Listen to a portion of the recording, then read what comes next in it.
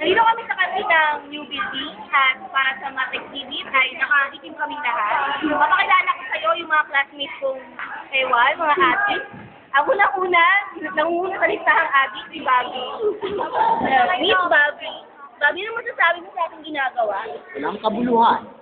Kung kita kay Sir Albert. Ay kabuluhan. Ayan. At ang sunod, pangalawa sa listahan, kahit bago pa lang,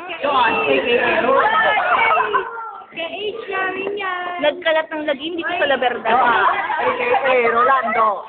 Ayan. Pangalawa, ito naman. Buti na hindi nakikita dahil kontra sa liwanag. Pangalawa, ayan. Mga matitinong na yan. Ito, ay matino. Yan. Masipag na tao. Napakasipag. Ito naman, wala kang masabi dahil hindi siya nagsasabi. Si Jen naman, ang pinakababae sa aming lahat, dahil naka-headband siya araw-araw, inagaw niya ang trono ni Dayan. Ayan. At